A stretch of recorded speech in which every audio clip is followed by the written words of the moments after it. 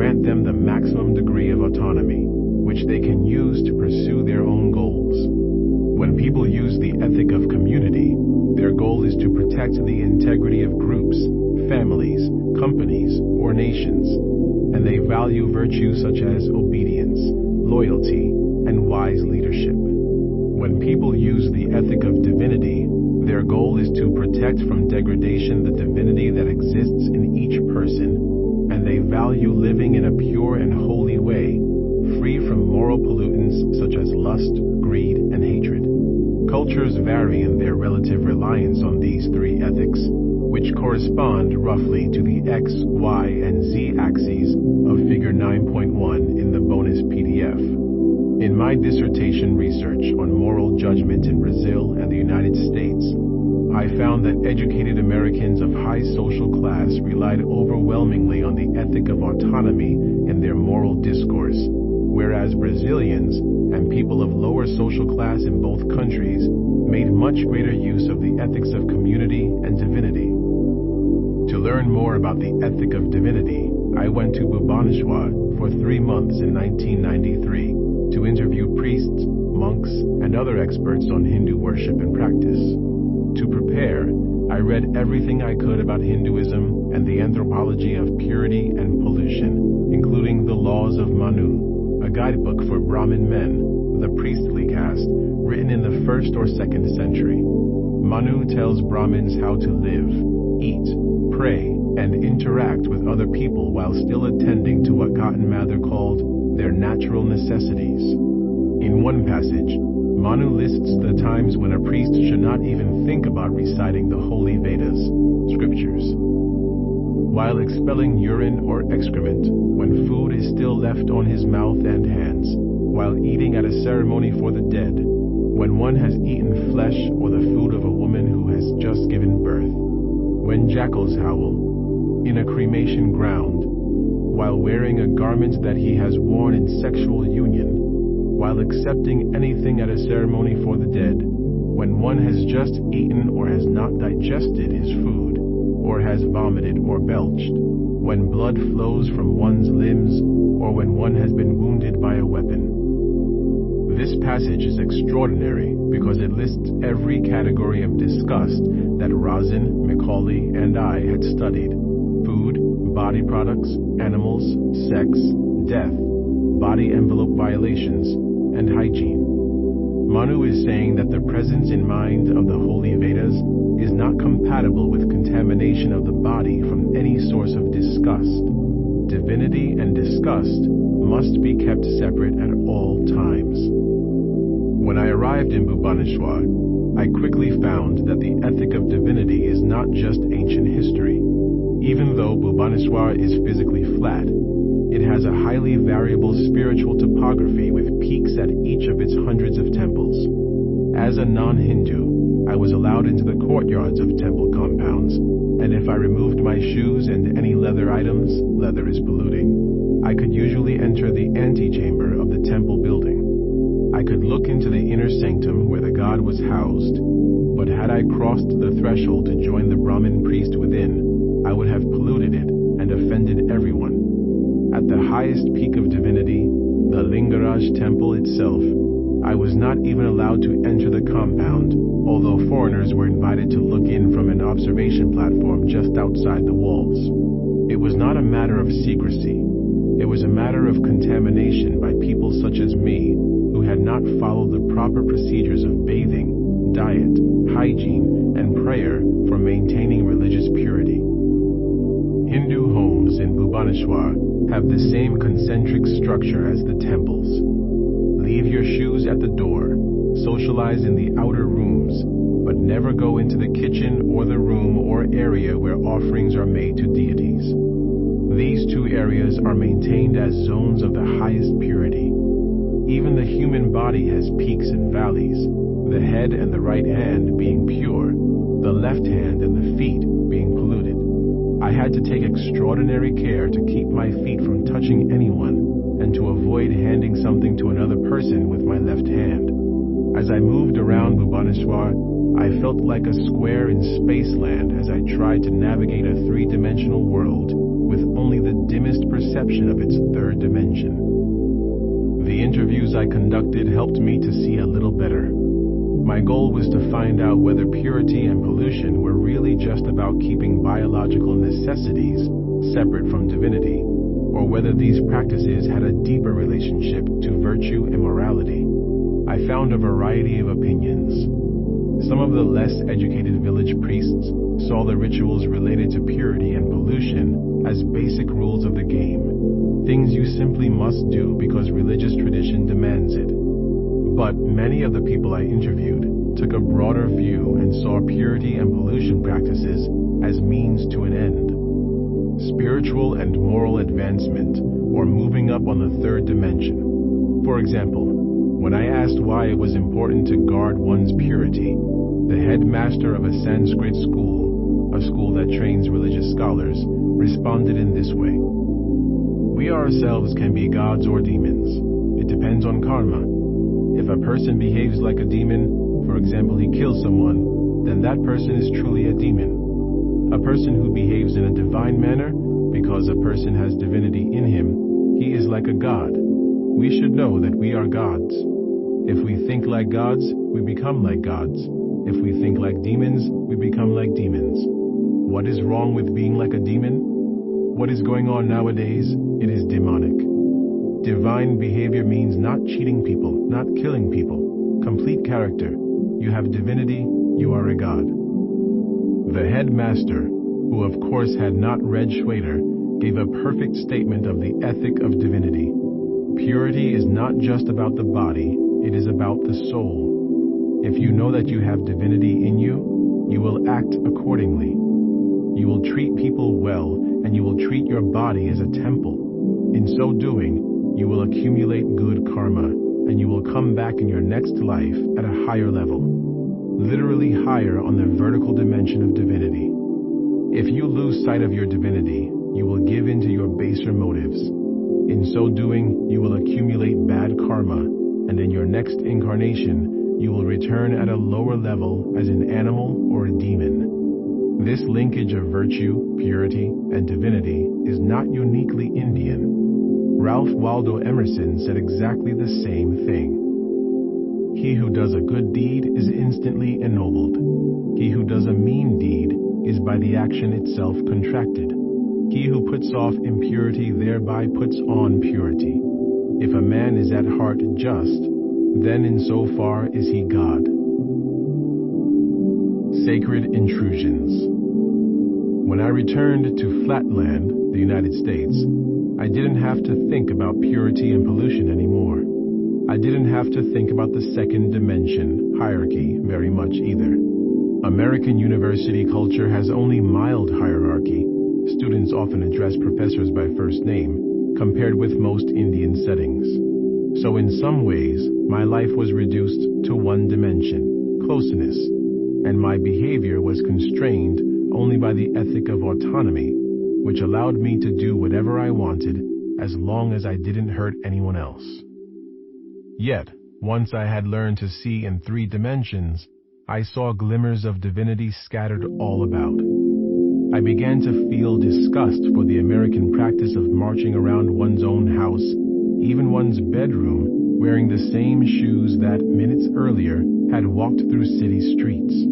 I adopted the Indian practice of removing my shoes at my door and asking visitors to do likewise, which made my apartment feel more like a sanctuary, a clean and peaceful space separated more fully than before from the outside world.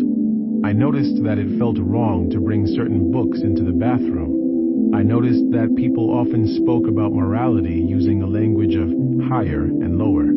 I became aware of my own subtle feelings upon witnessing people behaving in sleazy or degraded ways, feelings that were more than just disapproval. They were feelings of having been brought down in some way myself. In my academic work, I discovered that the ethic of divinity had been central to public discourse in the United States until the time of the World War I, after which it began to fade. Except in a few places, such as the American South, which also maintained racial segregation practices based on notions of physical purity. For example, Advice aimed at young people in the Victorian era routinely spoke of purity and pollution. In a widely reprinted book from 1897 titled What a Young Man Ought to Know, Sylvanus Stawell devoted an entire chapter to personal purity, in which he noted that God has made no mistake in giving man a strong sexual nature, but any young man makes a fatal mistake if he allows the sexual to dominate, to degrade, and to destroy that which is highest and noblest in his nature. To guard their purity, Stawell advised young men to avoid eating pork, masturbating, and reading novels. By the 1936 edition, this entire chapter had been removed. The vertical dimension of divinity was so obvious to people in the Victorian age that even scientists referred to it. In a chemistry textbook from 1867, after describing methods of synthesizing ethyl alcohol, the author felt compelled to warn his young readers that alcohol has the effect of dulling the intellectual operations and moral instincts, seeming to pervert and destroy all that is pure and holy in man, while it robs him of his highest attribute, reason. In his 1892 book promoting Darwin's theory of evolution, Joseph LeConte, a professor of geology at the University of California at Berkeley, practically quoted Meng Tzu and Muhammad. Man is possessed of two natures, a lower, in common with animals, and a higher, peculiar to himself. The whole meaning of sin is the humiliating bondage of the higher to the lower. But as science, technology, and the industrial age progressed, the Western world became desacralized. At least that's the argument made by the great historian of religion, Mircea Eliade. In The Sacred and the Profane, Eliade shows that the perception of sacredness is a human universal. Regardless of their differences, all religions have places, temples, shrines, holy trees, times, holy days, sunrise, solstices, and activities, prayer, special dancing, that allow for contact or communication with something otherworldly and pure. To mark off sacredness, all other times, places, and activities are defined as profane, ordinary, not sacred. The borders between the sacred and the profane must be carefully guarded, and that's what rules of purity and pollution are all about. Eliade says that the modern West is the first culture in human history that has managed to strip time and space of all sacredness and to produce a fully practical, efficient, and profane world. This is the world that religious fundamentalists find unbearable and are sometimes willing to use force to fight against. Eliade's most compelling point for me is that sacredness is so irrepressible that it intrudes repeatedly into the modern profane world in the form of crypto-religious behavior. Eliade noted that even a person committed to a profane existence has privileged places, qualitatively different from all others, a man's birthplace, or the scenes of his first love, or certain places in the first foreign city he visited in his youth. Even for the most frankly non-religious man, all these places still retain an exceptional, a unique quality. They are the holy places of his private universe, as if it were in such spots that he had received the revelation of a reality other than that in which he participates through his ordinary daily life. When I read this, I gasped. Eliade had perfectly pegged my feeble spirituality, limited as it is to places, books, people, and events that have given me moments of uplift and enlightenment. Even atheists have intimations of sacredness, particularly when in love or in nature. We just don't infer that God caused those feelings. Elevation and agape. My time in India did not make me religious, but it did lead to an intellectual awakening. Shortly after moving to the University of Virginia in 1995, I was writing yet another article about how social disgust is triggered when we see people moving down on the vertical dimension of divinity. Suddenly, it occurred to me that I had never really thought about the emotional reaction to seeing people move up.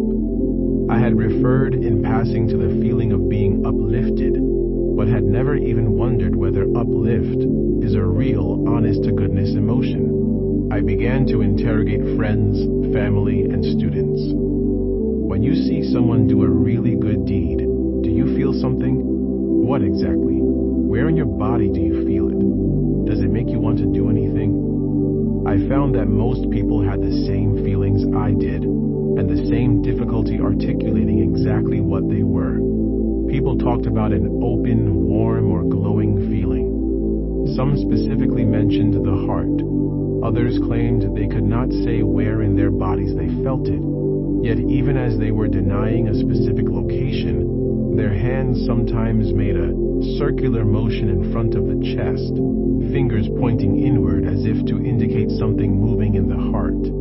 Some people mentioned feelings of chills or of choking up. Most said this feeling made them want to perform good deeds or become better in some way. Whatever this feeling was, it was beginning to look like an emotion worthy of study. Yet there was no research of any kind on this emotion in the psychological literature, which was focused at the time on the 6 basic emotions known to have distinctive facial expressions: joy, sadness, fear, anger, disgust, and surprise. If I believed in God, I would believe that He sent me to the University of Virginia for a reason. At UVA, a great deal of crypto-religious activity centers around Thomas Jefferson, our founder, whose home sits like a temple on a small mountain top, Monticello, a few miles away. Jefferson wrote the holiest text of American history, the Declaration of Independence. He also wrote thousands of letters, many of which reveal his views on psychology, education, and religion. After arriving at UVA, having an Eliade-style crypto-religious experience at Monticello, and committing myself to the cult of Jefferson, I read a collection of his letters. There I found a full and perfect description of the emotion I had just begun thinking about. In 1771, Jefferson's relative, Robert Skipwith, asked him for advice on what books to buy for the personal library he hoped to build. Jefferson, who loved giving advice almost as much as he loved books, happily obliged. Jefferson sent along a catalog of serious works of history and philosophy, but he also recommended the purchase of fiction. In his day, as in Sylvanus Stall's, plays and novels were not regarded as worthy of a dignified man's time, but Jefferson justified his unorthodox advice by pointing out that great writing can trigger beneficial emotions. When any act of charity or of gratitude, for instance, is presented either to our sight or imagination, we are deeply impressed with its beauty and feel a strong desire in ourselves of doing charitable and grateful acts also. On the contrary, when we see or read of any atrocious deed, we are disgusted with its deformity and conceive an abhorrence of vice. Now, every emotion of this kind is an exercise of our virtuous dispositions, and dispositions of the mind, like limbs of the body, acquire strength by exercise. Jefferson went on to say that the physical feelings and motivational effects caused by great literature are as powerful as those caused by real events. He considered the example of a contemporary French play, asking whether the fidelity and generosity of its hero does not dilate the reader's breast and elevate his sentiments as much as any similar incident which real history can furnish. Does the reader not in fact feel himself a better man while reading them, and privately covenant to copy the fair example? This extraordinary statement is more than just a poetic description of the joys of reading. It is also a precise scientific definition of an emotion. In emotion research, we generally study emotions by specifying their components, and Jefferson gives us most of the major components: an eliciting or triggering condition, displays of charity, gratitude, or other virtues, physical changes in the body, dilation in the chest, a motivation, a desire of doing charitable and grateful acts also, and a characteristic feeling beyond bodily sensations, elevated sentiments. Jefferson had described exactly the emotion I had just discovered. He even said that it was the opposite of disgust. As an act of crypto-religious glorification, I considered calling this emotion Jefferson's emotion, but thought better of it and chose the word elevation, which Jefferson himself had used to capture the sense of rising on a vertical dimension away from disgust. For the past 7 years, I have been studying elevation in the lab. My students and I have used a variety of means to induce elevation and have found that video clips from documentaries about heroes and altruists and selections from the Oprah Winfrey Show work well. In most of our studies, we show people in one group an elevating video, while people in the control condition see a video designed to amuse them, such as a Jerry Seinfeld monologue. We know from Alice Eisen's Coins and Cookies studies that feeling happy brings a variety of positive effects. So in our research, we always try to show that elevation is not just a form of happiness. In our most comprehensive study, Sarah Algo and I showed videos to research subjects in the lab and had them fill out a recording sheet about what they felt and what they wanted to do. Sarah then gave them a stack of blank recording sheets and told them to keep an eye out for the next 3 weeks for instances of someone doing something good for someone else in the elevation condition, or for times when they saw someone else tell a joke in the amusement/control condition. We also added a third condition to study non-moral admiration. People in this condition watched a video about the superhuman abilities of the basketball star Michael Jordan, and were then asked to record times when they witnessed someone doing something unusually skillful. Both parts of Sarah's study show that Jefferson got it exactly right. People really do respond emotionally to acts of moral beauty, and these emotional reactions involve warm or pleasant feelings in the chest and conscious desires to help others or become a better person oneself. A new discovery in Sarah's study is that moral elevation appears to be different from admiration for non-moral excellence. Subjects in the admiration condition were more likely to report feeling chills or tingles on their skin and to report feeling energized or psyched up. Witnessing extraordinarily skillful actions gives people the drive and energy to try to copy those actions. Elevation, in contrast, is a calmer feeling, not associated with signs of physiological arousal. This distinction might help explain a puzzle about elevation. Although people say in all our studies that they want to do good deeds, in 2 studies where we gave them the opportunity to sign up for volunteer work or to help an experimenter pick up a stack of papers she had dropped, we did not find that elevation made people behave much differently. What's going on here? How could an emotion that makes people rise on the dimension of divinity not make them behave more altruistically? It's too soon to know for sure, but a recent finding suggests that love could be the answer. 3 undergraduate honors students have worked with me on the physiology of elevation: Chris Ovius, Gary Sherman, and Jen Silvers. We've all been intrigued by the frequency with which people who are feeling elevation point to the heart. We believe they're not just speaking metaphorically. Chris and Gary have found hints that the vagus nerve might be activated during elevation. The vagus nerve is the main nerve of the parasympathetic nervous system, which calms people down and undoes the arousal caused by the sympathetic fight or flight system. The vagus nerve is the main nerve that controls heart rate, and it has a variety of other effects on the heart and lungs. So if people feel something in the chest, the vagus nerve is the main suspect, and it has already been implicated in research on feelings of gratitude and appreciation. But it's difficult to measure the activity of the vagus nerve directly, and so far Chris and Gary have found only hints, not conclusive proof. Nerves have accomplices, however. They sometimes work with hormones to produce long-lasting effects, and the vagus nerve works with the hormone oxytocin to create feelings of calmness, love, and desire for contact that encourage bonding and attachment. Jen Silvers was interested in the possible role of oxytocin in elevation, but because we did not have the resources to draw blood from subjects before and after watching an elevating video, which we'd have to do to detect a change in oxytocin levels. I told Jen to scour the research literature to find an indirect measure, something oxytocin does to people that we could measure without a hypodermic needle. Jen found one: lactation. One of oxytocin's many jobs in regulating the attachment of mothers and children is to trigger the release of milk in mothers who breastfeed. In one of the boldest undergraduate honors theses ever done in the UVA psychology department, Jen brought 45 lactating women into our lab, one at a time, with their babies, and asked them to insert nursing pads into their bras.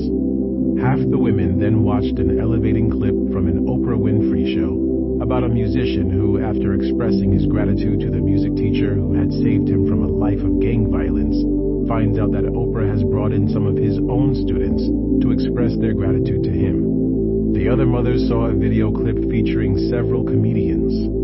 The women watched the videos in a private screening room, and a video camera, not hidden, recorded their behavior. When the videos were over, the mothers were left alone with their children for 5 minutes.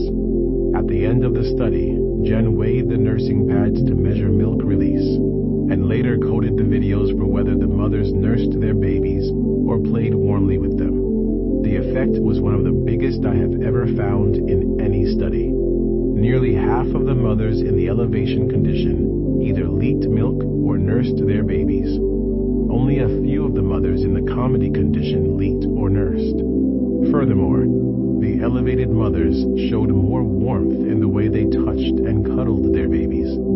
All of this suggests that oxytocin might be released during moments of elevation. And if this is true, then perhaps it was naive of me to expect that elevation would actually cause people to help strangers, even though they often say they want to do so.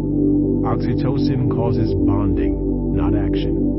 Elevation may fill people with feelings of love, trust, and openness, making them more receptive to new relationships. Yet, given their feelings of relaxation and passivity, they might be less likely to engage in active altruism towards strangers. The relationship of elevation to love and trust was beautifully expressed in a letter I once received from a man in Massachusetts, David Whitford, who had read about my work on elevation. Whitford's Unitarian Church had asked each of its members to write a spiritual autobiography, an account of how each had become the spiritual person he or she is now. In one section of his autobiography, Whitford puzzled over why he was so often moved to tears during church services. He noticed that he shed two kinds of tears in church. The first he called tears of compassion, such as the time he cried during a sermon on Mother's Day on the subject of children who were abandoned or neglected. These cases felt to him like being pricked in the soul, after which love pours out for those who are suffering. But he called the second kind tears of celebration. He could just as well have called them tears of elevation. There's another kind of tear. This one's less about giving love and more about the joy of receiving love, or maybe just detecting love, whether it's directed at me or at someone else. It's the kind of tear that flows in response to expressions of courage, or compassion, or kindness by others. A few weeks after Mother's Day, we met here in the sanctuary after the service and considered whether to become a welcoming congregation, a congregation that welcomes gay people. When John stood in support of the resolution and spoke of how, as far as he knew, he was the first gay man to come out at First Parish in the early 1970s, I cried for his courage. Later, when all hands went up and the resolution passed unanimously, I cried for the love expressed by our congregation in that act. That was a tear of celebration, a tear of receptiveness to what is good in the world, a tear that says it's okay, relax, let down your guard. There are good people in the world. There is good in people. Love is real. It's in our nature. That kind of tear is also like being pricked, only now the love pours in. Growing up Jewish in a devoutly Christian country, I was frequently puzzled by references to Christ's love and love through Christ. Now that I understand elevation and the third dimension, I think I'm beginning to get it. For many people, One of the pleasures of going to church is the experience of collective elevation. People step out of their everyday profane existence, which offers only occasional opportunities for movement on the third dimension, and come together with a community of like-hearted people who are also hoping to feel a lift from stories about Christ, virtuous people in the Bible, saints, or exemplary members of their own community. When this happens, people find themselves overflowing with love, but it is not exactly the love that grows out of attachment relationships. That love has a specific object, and it turns to pain when the object is gone. This love has no specific object. It is agape.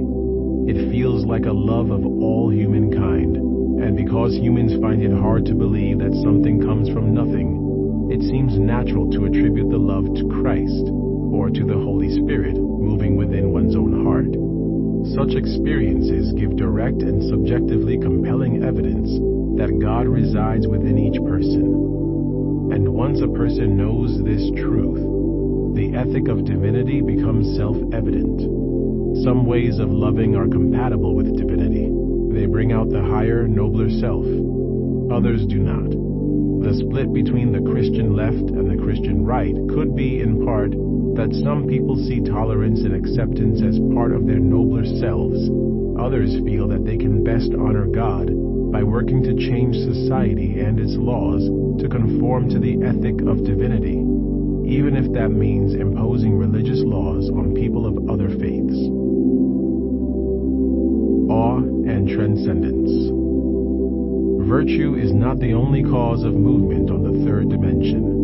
The vastness and beauty of nature similarly stirs the soul. Immanuel Kant explicitly linked morality and nature when he declared that the two causes of genuine awe are the starry sky above and the moral law within. Darwin felt spiritually uplifted while exploring South America. In my journal, I wrote that whilst standing in midst of the grandeur of a Brazilian forest, it is not possible to give an adequate idea of the higher feelings of wonder, admiration, and devotion which fill and elevate the mind. I will remember my conviction that there is more in man than the breath of his body. The New England Transcendentalist movement was based directly on the idea that God is to be found in each person and in nature, so spending time alone in the woods is a way of knowing and worshiping God. Ralph Waldo Emerson, a founder of the movement, wrote, "Standing on the bare ground, my head bathed by the blithe air and uplifted into infinite space, all mean egotism vanishes. I become a transparent eyeball. I am nothing. I see all. The currents of the universal being circulate through me. I am part or parcel of God. The name of the nearest friend sounds then foreign and accidental. To be brothers, to be acquaintances, master or servant, is then a trifle and a disturbance. I am the lover of uncontained and immortal beauty." Something about the vastness and beauty of nature makes the self feel small and insignificant, and anything that shrinks the self creates an opportunity for spiritual experience. In Chapter 1, I wrote about the divided self, the many ways in which people feel as though they have multiple selves or intelligences that sometimes conflict. This division is often explained by positing a soul, a higher, noble, spiritual self which is tied down to a body, a lower, base, carnal self. The soul escapes the body only at death, but before then, spiritual practices, great sermons, and awe at nature can give the soul a taste of the freedom to come. There are many other ways of getting such a foretaste. People often refer to viewing great art, hearing a symphony, or listening to an inspiring speaker as crypto-religious experiences, and some things give more than a taste. They give a full-blown, though temporary, escape. When the hallucinogenic drugs LSD and psilocybin became widely known in the West, medical researchers called these drugs psychotomimetic because they mimicked some of the symptoms of psychotic disorders, such as schizophrenia. But those who tried the drugs generally rejected that label and made up terms such as psychedelic, manifesting the mind, and entheogen, generating God from within. The Aztec word for the psilocybin mushroom was teonaticatl, which means literally God's flesh. When it was eaten in religious ceremonies, it gave many the experience of a direct encounter with God. Drugs that create an altered mental state have an obvious usefulness in marking off sacred experiences from profane, and therefore many drugs, including alcohol and marijuana, play a role in religious rites in some cultures. But there is something special about the phenethylamines, the drug class that includes LSD and psilocybin. Drugs in this class, whether naturally occurring, as in psilocybin, mescaline, or yaji, or synthesized by a chemist, LSD, ecstasy, DMT, are unmatched in their ability to induce massive alterations of perception and emotion that sometimes feel, even to secular users, like contact with divinity, and that cause people to feel afterwards that they've been transformed. The effects of these drugs depend greatly on what Timothy Leary and the other early psychedelic explorers called set and setting, referring to the user's mental set and to the setting in which the drugs are taken. When people bring a reverential mindset and take the drugs in a safe and supportive setting, as is done in the initiation rites of some traditional cultures, these drugs can be catalysts for spiritual and personal growth. In the most direct test of this catalyst hypothesis, Walter Pahnke, a physician working on a dissertation in theology, brought 20 graduate students in theology into a room below the chapel at Boston University on Good Friday, 1962. He gave 10 of the students 30 milligrams of psilocybin. The other 10 were given identical-looking pills containing vitamin B5, nicotinic acid, which creates feelings of tingles and flushing on the skin. The vitamin B5 is what's known as an active placebo. It creates real bodily feelings, so if the beneficial effects of psilocybin were just placebo effects, the control group would have good reason to show them. Over the next few hours, the whole group listened, via speakers, to the Good Friday service going on in the chapel upstairs. Nobody, not even Pahnke, knew who had taken which pill. But 2 hours after the pills were taken, there could be no doubt. Those who had taken the placebo were the first to feel something happening, and they assumed they had gotten the psilocybin, but nothing else happened. Half an hour later, the other students began an experience that many later described as one of the most important in their lives. Pahnke interviewed them after the drug wore off, and again a week later, and again 6 months later. He found that most of the people in the psilocybin group reported most of the 9 features of mystical experience he had set out to measure. The strongest and most consistent effects included feelings of unity with the universe, transcendence of time and space, joy, a difficulty putting the experience into words, and a feeling of having been changed for the better. Many reported seeing beautiful colors and patterns and having profound feelings of ecstasy, fear, and awe. Awe is the emotion of self-transcendence. My friend Dacher Keltner, an expert on emotion at the University of California at Berkeley, proposed to me a few years ago that we review the literature on awe and try to make sense of it ourselves. We found that scientific psychology had almost nothing to say about awe. It can't be studied in other animals or created easily in the lab, so it doesn't lend itself to experimental research. But philosophers, sociologists, and theologians had a great deal to say about it. As we traced the word awe back in history, we discovered that it has always had a link to fear and submission in the presence of something much greater than the self. It's only in very modern times, in our desacralized world perhaps, that awe has been reduced to surprise plus approval, and the word awesome, much used by American teenagers, has come to mean little more than double plus good, to use George Orwell's term from 1984. Keltner and I concluded that the emotion of awe happens when two conditions are met. A person perceives something vast, usually physically vast, but sometimes conceptually vast, such as a grand theory, or socially vast, such as a great fame or power. And the vast thing cannot be accommodated by the person's existing mental structures. Something enormous can't be processed, and when people are stopped in their cognitive tracks while in the presence of something vast, they feel small, powerless, passive, and receptive. They often, though not always, feel fear, admiration, elevation, or a sense of beauty as well. By stopping people and making them receptive, awe creates an opening for change. And this is why awe plays a role in most stories of religious conversion.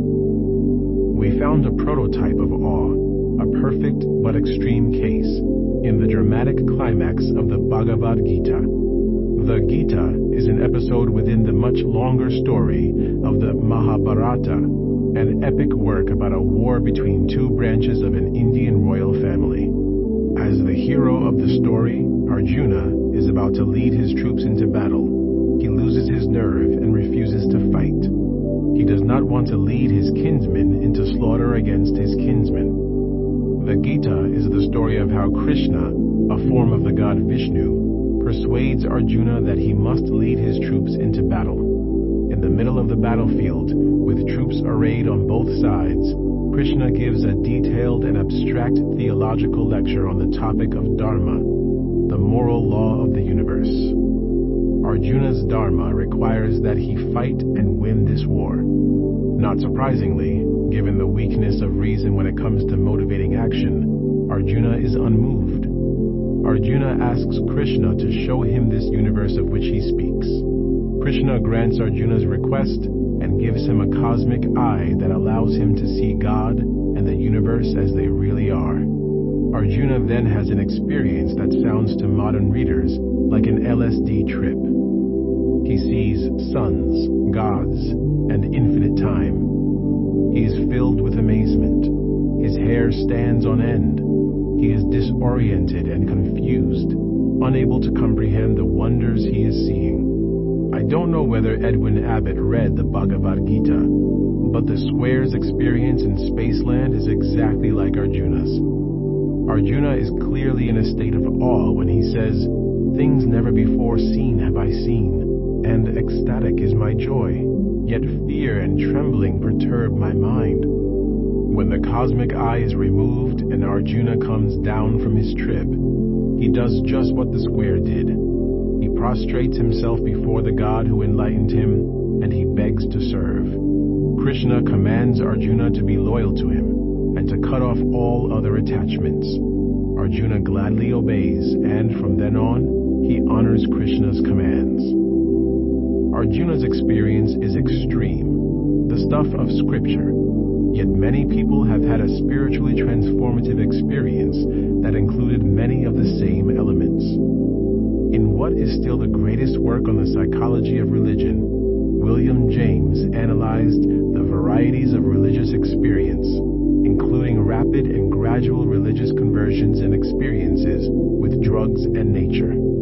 James found such extraordinary similarity in the reports of these experiences that he thought they revealed deep psychological truths. One of the deepest truths, James said, was that we experience life as a divided self, torn by conflicting desires. Religious experiences are real and common, whether or not God exists, and these experiences often make people feel whole and at peace. In the rapid type of conversion experience, such as those of Arjuna and the square, the old self, full of petty concerns, doubts, and grasping attachments, is washed away in an instant, usually an instant of profound awe. People feel reborn and often remember the exact time and place of this rebirth, the moment they surrendered their will to a higher power and were granted direct experience of deeper truth. After such rebirth, fear and worry are greatly diminished and the world seems clean, new, and bright. The self is changed in ways that any priest, rabbi, or psychotherapist would call miraculous. James described these changes. The man who lives in his religious center of personal energy and is actuated by spiritual enthusiasms differs from his previous carnal self in perfectly definite ways. The new ardor which burns in his breast consumes in its glow the lower nose which formerly beset him, and keeps him immune against infection from the entire groveling portion of his nature. Magnanimities, once impossible, are now easy. Paltry conventionalities and mean incentives, once tyrannical, hold no sway.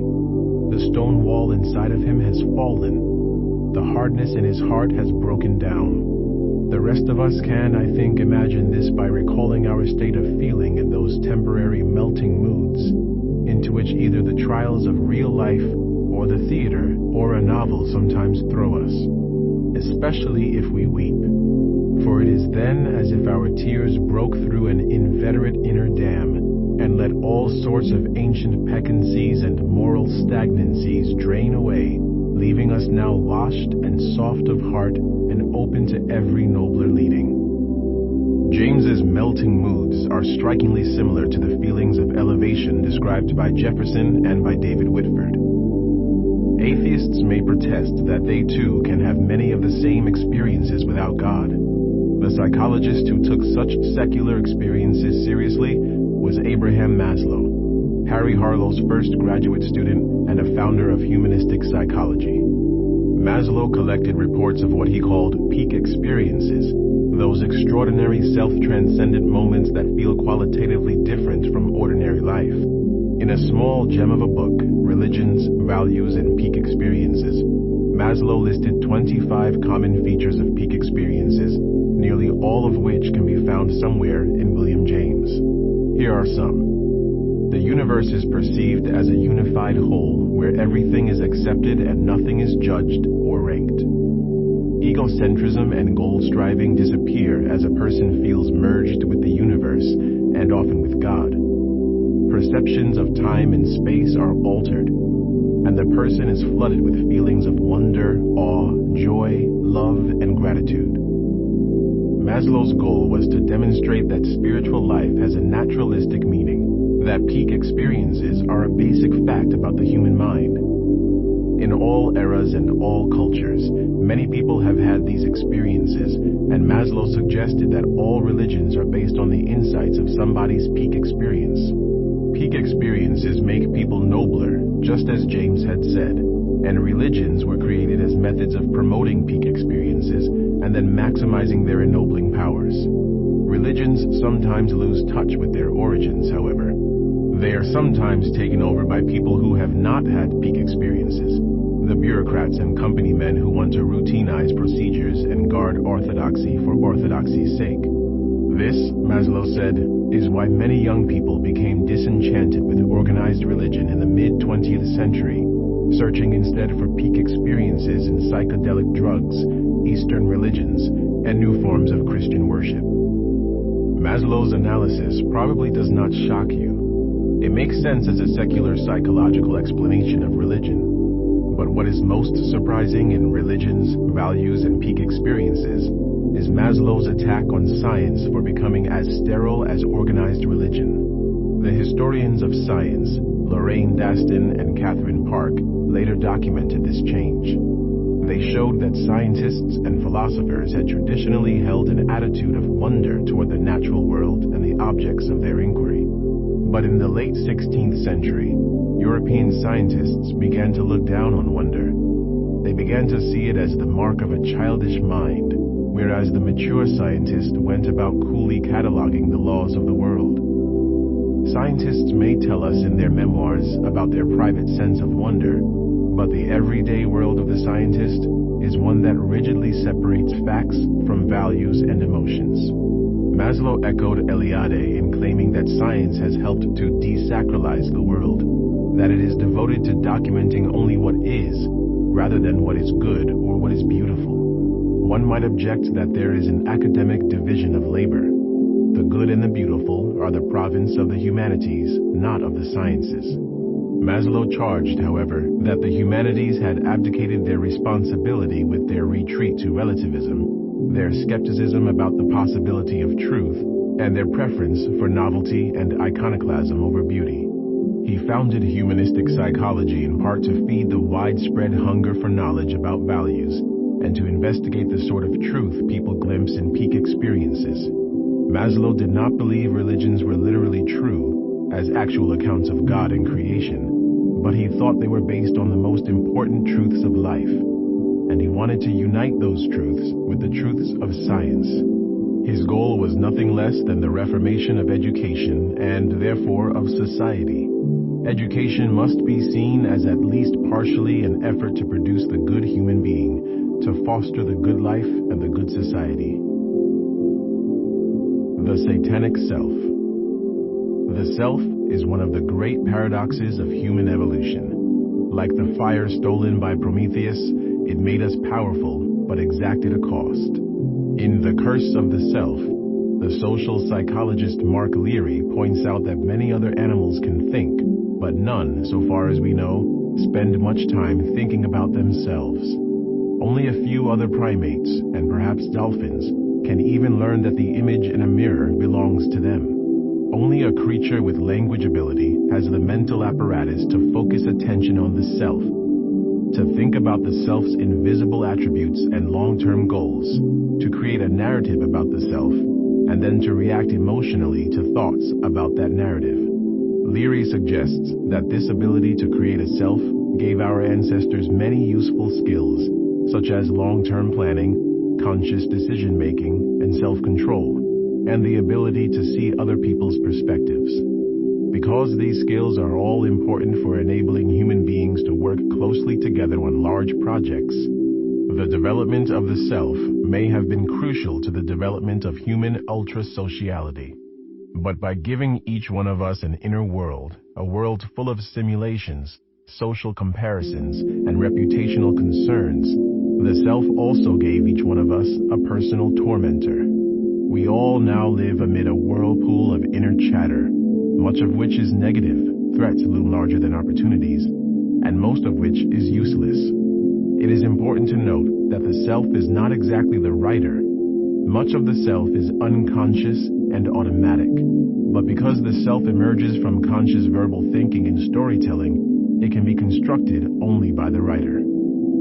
Leary's analysis shows why the self is a problem for all major religions.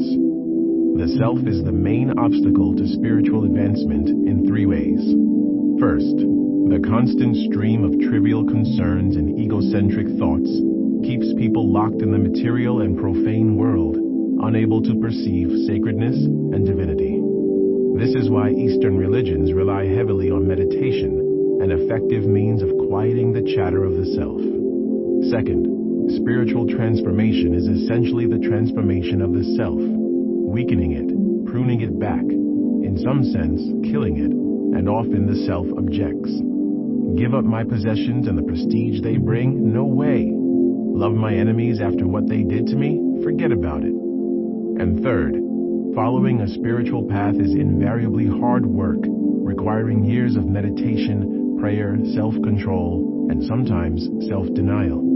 The self does not like to be denied, and it is adept at finding reasons to bend the rules or cheat.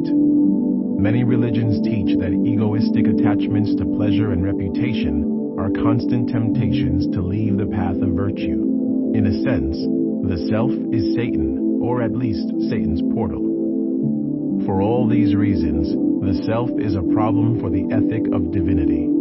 The big, greedy self is like a brick holding down the soul. Only by seeing the self in this way, I believe, can one understand and even respect the moral motivations of those who want to make their society conform more closely to the particular religion they follow. Flatland and the Culture War.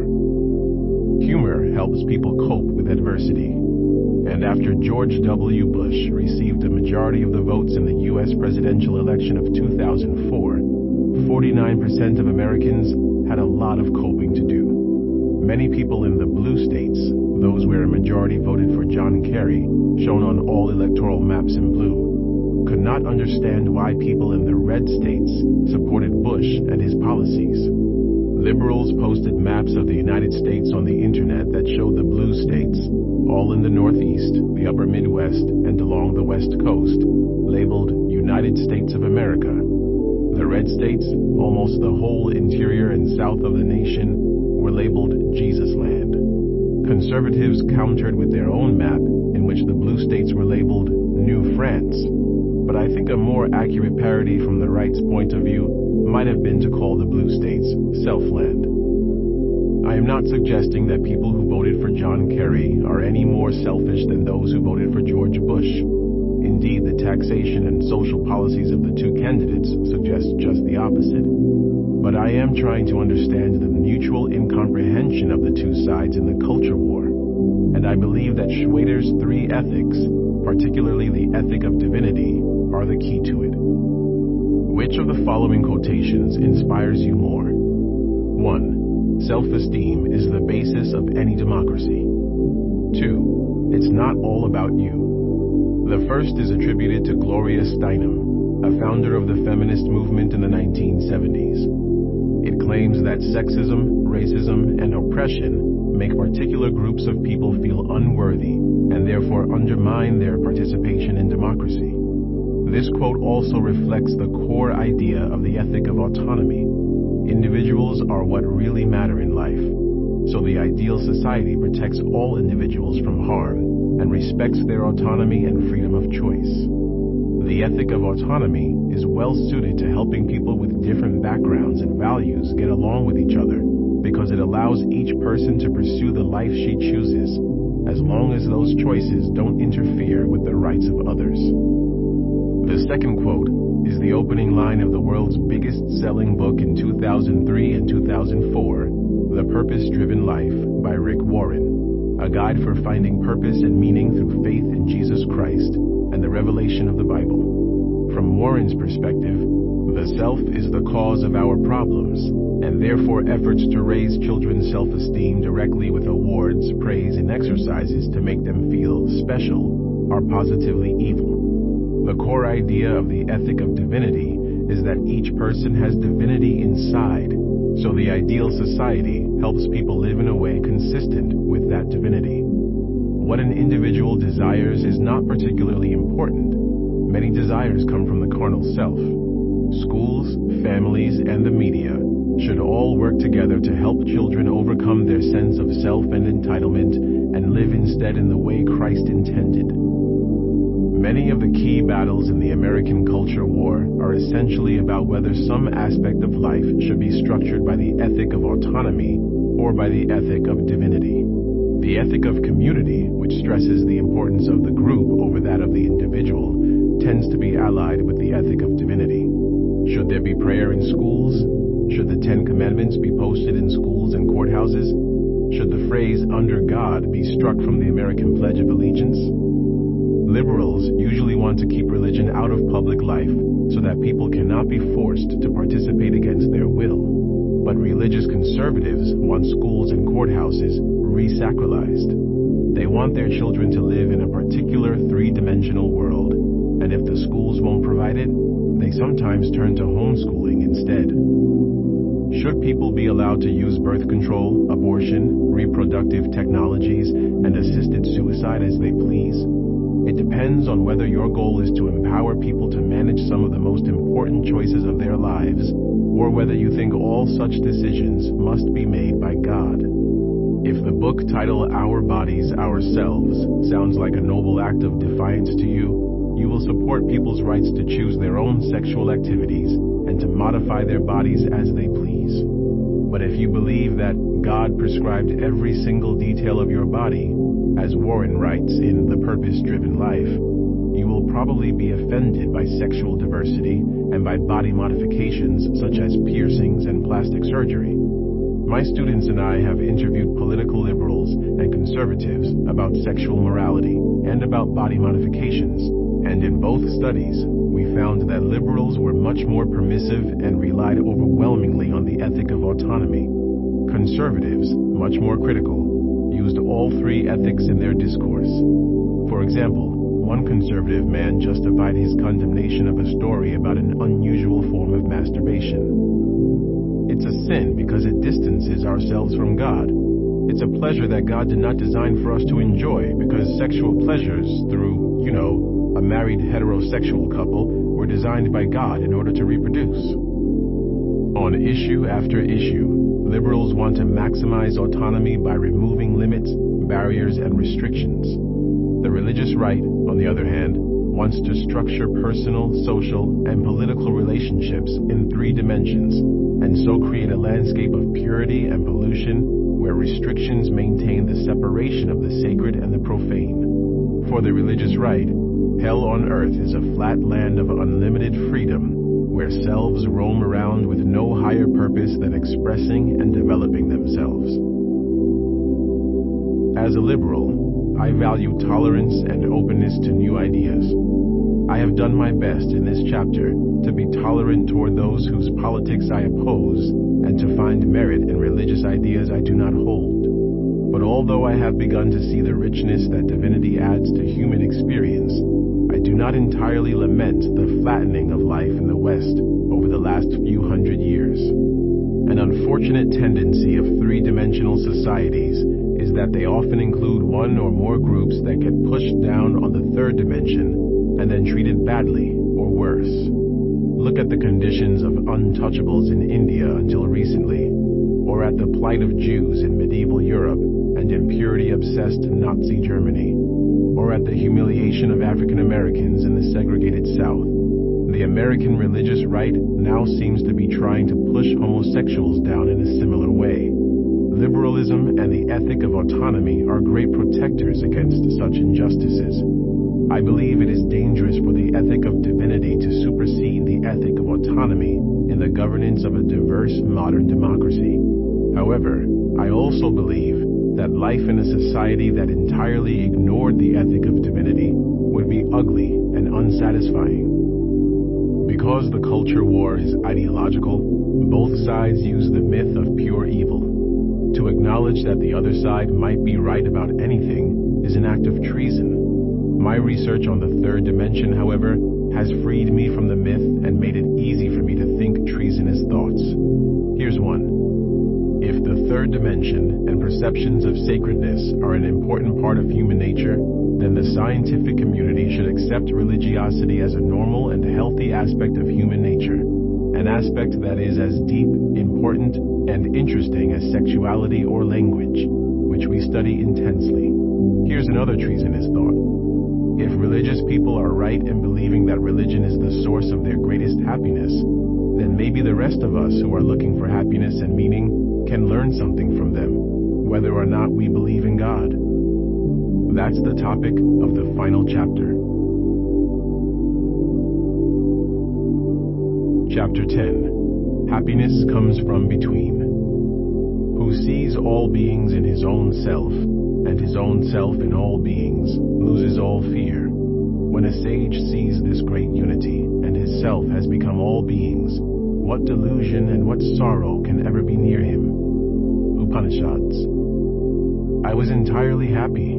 Perhaps we feel like that when we die and become a part of something entire, whether it is sun and air, or goodness and knowledge. At any rate, that is happiness, to be dissolved into something complete and great. Willa Cather. Proverbs, sayings, and words of wisdom dignify events, so we often use them to mark important transitions in life. For the graduating class of 1981 at Scarsdale High School in Scarsdale, New York, choosing a quotation was a rite of passage, an opportunity to reflect on one's emerging identity and express some aspect of it. As I look through the yearbook from that class, at the quotations underneath each photo, I see 2 main kinds. Many are tributes to love and friendship, appropriate for a time of parting from friends. You never really leave the friends you love. Part of them you take with you, leaving a part of you behind. Anonymous. The other kind expresses optimism, sometimes mixed with trepidation, about the road ahead. Indeed, it is difficult to think about graduating from high school without using the metaphor that life is a journey. For example, 4 students quoted the Cat Stevens song, On the Road to Find Out. 2 quoted George Washington, I am embarked on a wide ocean, boundless in its prospect, and in which, perhaps, no safe harbor is to be found. And 1 student quoted this line from Bruce Springsteen, well, I got some beer and the highway's free, and I got you, and baby, you've got me. But nestled among these affirmations of life's limitless possibilities is one with a darker tone. Whosoever shall not fall by the sword or by famine shall fall by pestilence. So why bother shaving? Woody Allen. Above those words is a photograph of me. I was only partly kidding. During the previous year, I had written a paper examining the play Waiting for Godot, Samuel Beckett's existentialist meditation on the absurdity of life in a world with no God, and it got me thinking. I was already an atheist, and by my senior year, I had become obsessed with the question, what is the meaning of life? I wrote my personal statement for college admissions on the meaninglessness of life. I spent the winter of my senior year in a kind of philosophical depression. Not a clinical depression, just a pervasive sense that everything was pointless. In the grand scheme of things, I thought it really didn't matter whether I got into college, or whether the Earth was destroyed by an asteroid or by nuclear war. My despair was particularly strange because, for the first time since the age of 4, my life was perfect. I had a wonderful girlfriend, great friends, and loving parents. I was captain of the track team, and perhaps most important for a 17-year-old boy, I got to drive around in my father's 1966 Thunderbird convertible. Yet I kept wondering why any of it mattered. Like the author of Ecclesiastes, I thought that all is vanity and a chasing after wind. Ecclesiastes chapter 1, verse 14. I finally escaped when, after a week of thinking about suicide, in the abstract, not as a plan, I turned the problem inside out. There is no God and no externally given meaning to life, I thought. So from one perspective, it really wouldn't matter if I killed myself tomorrow. Very well, then everything beyond tomorrow is a gift with no strings and no expectations. There is no test to hand in at the end of life, so there is no way to fail. If this really is all there is, why not embrace it rather than throw it away? I don't know whether this realization lifted my mood or whether an improving mood helped me to reframe the problem with hope, but my existential depression lifted, and I enjoyed the last months of high school. My interest in the meaning of life continued, however, so in college I majored in philosophy, where I found few answers. Modern philosophers specialize in analyzing the meaning of words, but aside from the existentialists, who caused the problem for me in the first place, they had little to say about the meaning of life.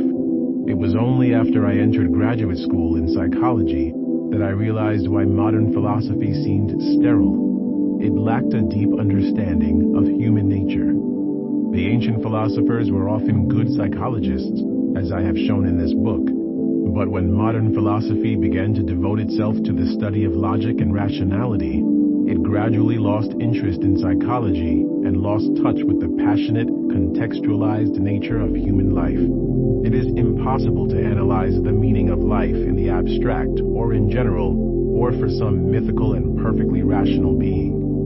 Only by knowing the kinds of beings that we actually are, with the complex mental and emotional architecture that we happen to possess, can anyone even begin to ask about what would count as a meaningful life. Philosophy has, to its credit, become more psychological and more passionate in recent years. As I went on in psychology and in my own research on morality, I discovered that psychology and related sciences have revealed so much about human nature that an answer is now possible. In fact, we've known most of the answer for 100 years, and many of the remaining pieces have fallen into place over the last 10. This chapter is my version of psychology's answer to the ultimate question. What was the question? The question, what is the meaning of life, might be called the holy question, in analogy to the Holy Grail. Its pursuit is noble, and everyone should want to find an answer, yet few people expect that one can be found. That's why books and movies that purport to tell us the answer to the holy question often do so only in jest. In The Hitchhiker's Guide to the Galaxy, a gigantic computer built to answer the holy question spits out its solution after 7.5 million years of computation. 42. In the closing scene of the movie Monty Python's The Meaning of Life, the answer to the holy question is handed to the actor Michael Palin in drag, who reads it aloud. Try to be nice to people. Avoid eating fat. Read a good book every now and then. Get some walking in. And try to live in harmony with people of all creeds and nations. These answers are funny precisely because they take the form of good answers, yet their content is empty or mundane. These parodies invite us to laugh at ourselves and ask, what was I expecting? What kind of answer could have satisfied me? One thing philosophy did teach me is how to analyze questions, how to clarify exactly what is being asked before giving an answer. The holy question cries out for clarification. Whenever we ask, what is the meaning of X, what kind of answer could possibly satisfy us? The most common kind of meaning is definitional. What is the meaning of anonym means define the word anonym for me so that I can understand it when I read it. I go to a dictionary, look it up, and find that it means a pseudonym consisting of the real name written backwards. Very well, what is the meaning of life? I go back to the dictionary and find that life has 21 meanings, including the quality that distinguishes a vital and functional being from a dead body or purely chemical matter, and the period from birth to death. Dead end. This is not at all the right kind of answer. We are not asking about the word life. We're asking about life itself. A second kind of meaning is about symbolism or substitution. If you dream about exploring a basement and finding a trap door to a sub-basement, you might ask, what is the meaning of the sub-basement? The psychologist Carl Jung had such a dream, and concluded that the meaning of the sub-basement, the thing it symbolized or stood for, was the collective unconscious, a deep set of ideas shared by all people. But this is another dead end. Life does not symbolize, stand for, or point to anything. It is life itself that we want to understand. A third way in which we ask about meaning is as a plea for help in making sense of something, usually with reference to people's intentions and beliefs. Suppose you walk into a movie half an hour late and have to leave half an hour before the end. Later that night you are talking with a friend who saw the whole film and you ask, what did it mean when the guy with the curly hair winked at that kid? You are aware that the act had some significance for the plot of the movie, and you suspect that you need to know certain facts to understand that act. Perhaps a prior relationship between the two characters had been revealed in the opening scenes. To ask, what was the meaning of the wink, really means, what do I need to know to understand that wink? Now we're making progress, for life is much like a movie we walk into well after its opening scene, and we will have to step out long before most of the storylines reach their conclusions. We are acutely aware that we need to know a great deal if we are to understand the few confusing minutes that we do watch. Of course, we don't know exactly what it is that we don't know, so we can't frame the question well. We ask, what is the meaning of life? Not expecting a direct answer, such as 42, but rather hoping for some enlightenment, something to give us an aha experience in which suddenly things that we had not before understood or recognized as important begin to make sense, as they did for the square taken to the third dimension. Once the holy question has been reframed to mean, tell me something enlightening about life, the answer must involve the kinds of revelations that human beings find enlightening. There appear to be two specific sub-questions to which people want answers, and for which they find answers enlightening. The first can be called the question of the purpose of life. What is the purpose for which human beings were placed on earth? Why are we here? There are two major classes of answers to this question. Either you believe in a God/spirit/intelligence who had some idea, desire, or intention in creating the world, or you believe in a purely material world in which it and you were not created for any reason. It all just happened as matter and energy interacted according to the laws of nature, which, once life got started, included the principles of Darwinian evolution. Religion is often seen as an answer to the holy question because many religions offer such clear answers to the sub-question of the purpose of life. Science and religion are often seen as antagonists, and indeed they battle over the teaching of evolution in the United States, precisely because they offer conflicting answers. The second sub-question is the question of purpose within life.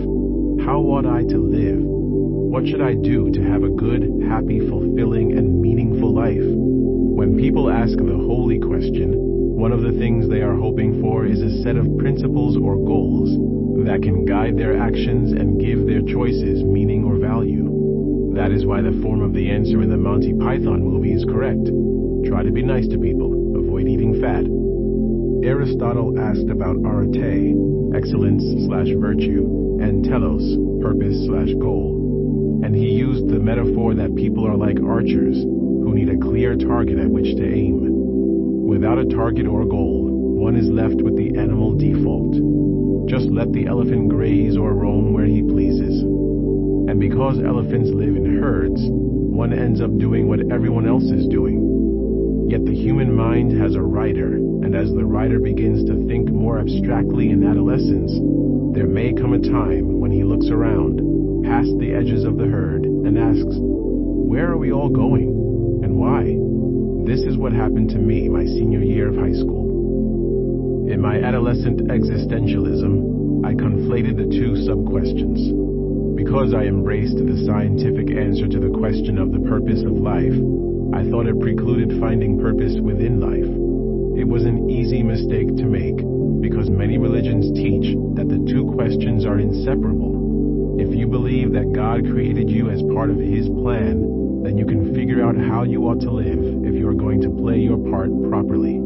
The Purpose-Driven Life is a 40-day course that teaches readers how to find purpose within life, from the theological answer to the question of the purpose of life. The two questions can, however, be separated. The first asks about life from the outside. It looks at people, the earth, and the stars as objects. Why do they all exist? And is properly addressed by theologians, physicists, and biologists. The second question is about life from the inside as a subject. How can I find a sense of meaning and purpose? And is properly addressed by theologians, philosophers, and psychologists. The second question is really empirical, a question of fact that can be examined by scientific means. Why do some people live lives full of zest, commitment, and meaning, but others feel that their lives are empty and pointless? For the rest of this chapter, I will ignore the purpose of life and search for the factors that give rise to a sense of purpose within life.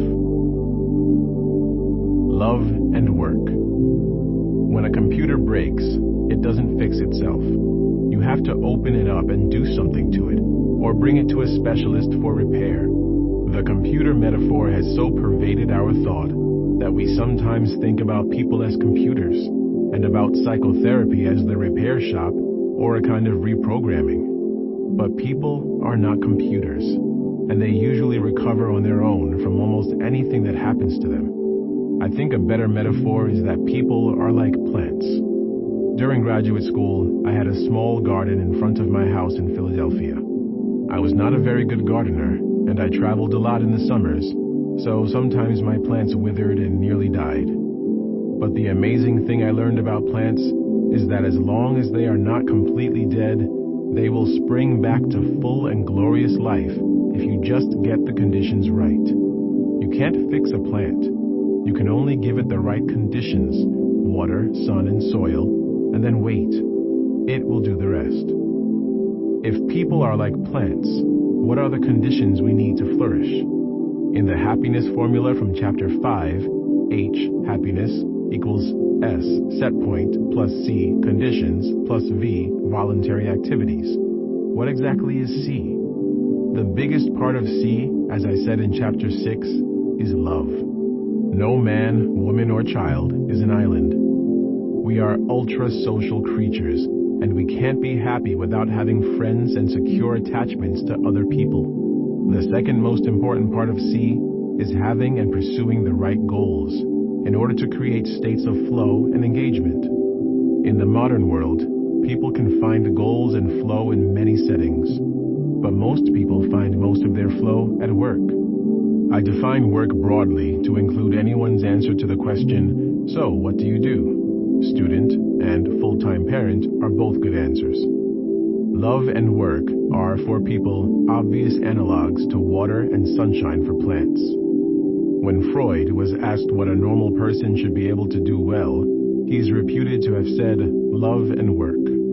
If therapy can help a person to do those two things well, it has succeeded. In Maslow's famous hierarchy of needs, once people have satisfied their physical needs, such as food and safety, they move on to needs for love and then esteem, which is earned mostly through one's work.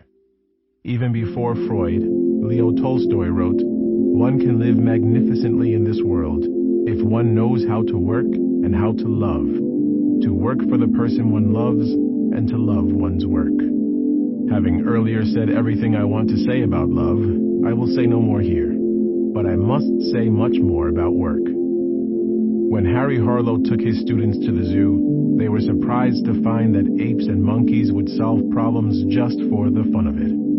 Behaviorism had no way to explain such unreinforced behavior. In 1959, the Harvard psychologist Robert White concluded, after surveying research in behaviorism and psychoanalysis, that both theories had missed what Harlow had noticed: the overwhelming evidence that people and many other mammals have a basic drive to make things happen. You can see it in the joy infants take with busy boxes, the activity centers that allow them to convert flailing arm movements into ringing bells and spinning wheels. You can see it in the toys to which older children gravitate. The ones I most intensely longed for as a boy were those that caused movement or action at a distance. Remote-controlled cars, guns that shot plastic pellets, and rockets or airplanes of any kind. And you can see it in the lethargy that often overtakes people who stop working, whether from retirement, being fired, or winning a lottery. Psychologists have referred to this basic need as a need for competence, industry, or mastery. White called it the effectance motive, which he defined as the need or drive to develop competence through interacting with and controlling one's environment.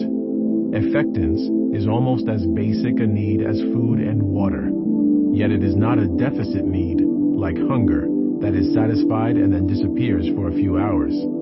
Rather, White said, effectance is a constant presence in our lives. Dealing with the environment means carrying on a continuing transaction which gradually changes one's relation to the environment. Because there is no consummatory climax, satisfaction has to be seen as lying in a considerable series of transactions, in a trend of behavior rather than a goal that is achieved. The effectance motive helps explain the progress principle. We get more pleasure from making progress toward our goals than we do from achieving them because, as Shakespeare said, joy's soul lies in the doing. Now we can look at the conditions of modern work. Karl Marx's criticism of capitalism was based in part on his justified claim that the Industrial Revolution had destroyed the historical relationship between craftsmen and the goods they produced. Assembly line work turned people into cogs in a giant machine, and the machine didn't care about workers' needs for effectance. Later research on job satisfaction supported Marx's critique, but added nuance. In 1964, the sociologists Melvin Kahn and Carmi Schooler surveyed 3,100 American men about their jobs and found that the key to understanding which jobs were satisfying was what they called occupational self-direction. Men who were closely supervised in jobs of low complexity and much routine showed the highest degree of alienation, feeling powerless, dissatisfied, and separated from the work. Men who had more latitude in deciding how they approached work that was varied and challenging tended to enjoy their work much more. When workers had occupational self-direction, their work was often satisfying. Most recent research finds that most people approach their work in one of three ways: as a job, a career, or a calling. If you see your work as a job, you do it only for the money. You look at the clock frequently while dreaming about the weekend ahead, and you probably pursue hobbies, which satisfy your affectance needs more thoroughly than does your work. If you see your work as a career, you have larger goals of advancement, promotion, and prestige. The pursuit of these goals often energizes you, and you sometimes take work home with you because you want to get the job done properly. Yet at times, you wonder why you work so hard. You might occasionally see your work as a rat race, where people are competing for the sake of competing. If you see your work as a calling, however, you find your work intrinsically fulfilling. You are not doing it to achieve something else. You see your work as contributing to the greater good, or as playing a role in some larger enterprise, the worth of which seems obvious to you. You have frequent experiences of flow during the workday, and you neither look forward to quitting time nor feel the desire to shout, "Thank God it's Friday." You would continue to work, perhaps even without pay, if you suddenly became very wealthy. You might think that blue-collar workers have jobs, managers have careers, and the more respected professionals, doctors, scientists, clergy, have callings. Although there is some truth to that expectation, we can nonetheless paraphrase Marcus Aurelius and say, work itself is but what you deem it. Amy Wisniewski, a psychologist at New York University, finds all three orientations represented in almost every occupation she has examined. In a study of hospital workers, for example, she found that the janitors who cleaned bedpans and mopped up vomit, perhaps the lowest-ranking job in a hospital, sometimes saw themselves as part of a team whose goal was to heal people. They went beyond the minimum requirements of their job description, for example, by trying to brighten up the rooms of very sick patients or anticipating the needs of the doctors and nurses rather than waiting for orders. In so doing, they increased to their own occupational self-direction and created for themselves jobs that satisfied their affectance needs. Those janitors who worked this way saw their work as a calling and enjoyed it far more than those who saw it as a job. The optimistic conclusion coming out of research in positive psychology is that most people can get more satisfaction from their work. The first step is to know your strengths. Take the strengths test and then choose work that allows you to use your strengths every day, thereby giving yourself at least scattered moments of flow. If you are stuck in a job that doesn't match your strengths, recast and reframe your job so that it does. Maybe you'll have to do some extra work for a while, like the hospital janitors who were acting on strengths of kindness, loving, emotional intelligence, or citizenship. If you can engage your strengths, you'll find more gratification in work. If you find gratification, you'll shift into a more positive, approach-oriented mindset, and in such a mindset, it will be easier for you to see the bigger picture, the contribution you are making to a larger enterprise, within which your job might turn into a calling. Work at its best, then, is about connection, engagement, and commitment. As the poet Khalil Gibran said, work is love made visible. Echoing Tolstoy, he gave examples of work done with love. It is to weave the cloth with threads drawn from your heart, even as if your beloved were to wear that cloth. It is to build a house with affection, even as if your beloved were to dwell in that house. It is to sow seeds with tenderness and reap the harvest with joy, even as if your beloved were to eat the fruit. Love and work are crucial for human happiness because, when done well, they draw us out of ourselves and into connection with people and projects beyond ourselves. Happiness comes from getting these connections right. Happiness comes not just from within, as Buddha and Epictetus supposed, or even from a combination of internal and external factors, as I suggested as a temporary fix at the end of Chapter 5, The correct version of the happiness hypothesis, as I'll illustrate next, is that happiness comes from between. Vital engagement. Plants thrive under particular conditions, and biologists can now tell us how sunlight and water get converted into plant growth. People thrive under particular conditions, and psychologists can now tell us how love and work get converted into happiness and a sense of meaning. The man who found flow, Mihai Csikszentmihalyi, thinks big, not content to study moments of flow by beeping people several times a day.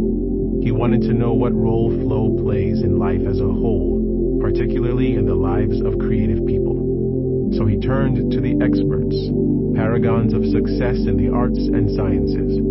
He and his students have interviewed hundreds of successful painters, dancers, poets, novelists, physicists, biologists, and psychologists, all people who seem to have crafted lives for themselves built around a consuming passion. These are admirable lives, desirable lives, the sort that many young people dream of having when they look to these people as role models. Csikszentmihalyi wanted to know how such lives happened. How does a person come to make such a commitment to a field and then become so extraordinarily creative? His interviews showed that every path is unique, yet most of them led in the same direction, from initial interest and enjoyment with moments of flow, through a relationship to people, practices, and values that deepened over many years, thereby enabling even longer periods of flow. Csikszentmihalyi and his students, particularly Jane Nakamura, have studied the end state of this deepening process and called it vital engagement, which they define as a relationship to the world that is characterized both by experiences of flow, enjoyed absorption, and by meaning, subjective significance. Vital engagement is another way of saying that work has become love made visible. Nakamura and Csikszentmihalyi even describe vital engagement in words that could almost have been taken from a romance novel. There is a strong felt connection between self and object. A writer is swept away by a project. A scientist is mesmerized by the stars. The relationship has subjective meaning. Work is a calling. Vital engagement is a subtle concept, and the first time I taught a course on positive psychology, the students weren't getting it. I thought that an example would help, so I called on a woman who had been quiet in class, but who had once mentioned her interest in horses. I asked Catherine to tell us how she got involved in writing. She described her childhood love of animals, and her interest in horses in particular. At the age of 10, she begged her parents to let her take riding lessons, and they agreed. She rode for fun at first, but soon began riding in competitions. When it came time to choose a college, she chose the University of Virginia, in part because it had an excellent riding team. Catherine was shy, and, after narrating these basic facts, she stopped talking. She had told us about her increasing commitment to riding, but vital engagement is more than just commitment. I probed further. I asked whether she could tell us the names of specific horses from previous centuries. She smiled and said, almost as if admitting a secret, that she had begun to read about horses when she began to ride, and that she knew a great deal about the history of horses and about famous horses in history. I asked whether she had made friends through riding, and she told us that most of her close friends were horse friends, people she knew from horse shows and from riding together. As she talked, she grew more animated and confident. It was as clear from her demeanor as from her words that Catherine had found vital engagement in writing. Just as Nakamura and Csikszentmihalyi had said, her initial interest grew into an ever-deepening relationship, an ever-thickening web connecting her to an activity, a tradition, and a community. Writing, for Catherine, had become a source of flow, joy, identity, affectance, and relatedness. It was part of her answer to the question of purpose within life. Vital engagement does not reside in the person or in the environment. It exists in the relationship between the two. The web of meaning that engulfed Catherine grew and thickened gradually and organically over many years. Vital engagement is what I was missing during my senior year of high school. I had love and I had work in the form of reasonably challenging high school classes, but my work was not part of a larger project beyond getting into college. In fact, it was precisely when the college project was ending, when I had sent off my college applications and was in limbo, not knowing where I would go next, that I became paralyzed by the holy question. Getting the right relationship between you and your work is not entirely up to you. Some occupations come ready-made for vital engagement. Others make it difficult.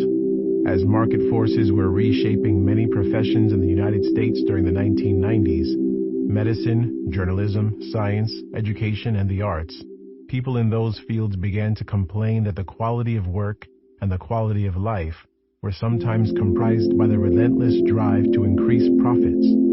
Csikszentmihalyi teamed up with two other leading psychologists, Howard Gardner at Harvard and William Damon at Stanford, to study these changes and to see why some professions seemed healthy while others were growing sick. Picking the fields of genetics and journalism as case studies, they conducted dozens of interviews with people in each field. Their conclusion is as profound as it is simple. It's a matter of alignment. When doing good, doing high-quality work that produces something of use to others, matches up with doing well, achieving wealth and professional advancement, a field is healthy. Genetics, for example, is a healthy field because all parties involved respect and reward the very best science.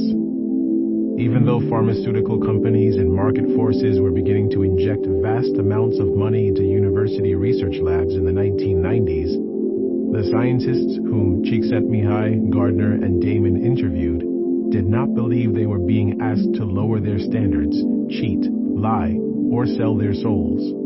Geneticists believed that their field was in a golden age, in which excellent work brought great benefits to the general public, the pharmaceutical companies, the universities, and the scientists themselves. Journalists, on the other hand, were in trouble. Most of them had gone into journalism with high ideals, respect for the truth, a desire to make a difference in the world, and a firm belief that a free press is a crucial support of democracy.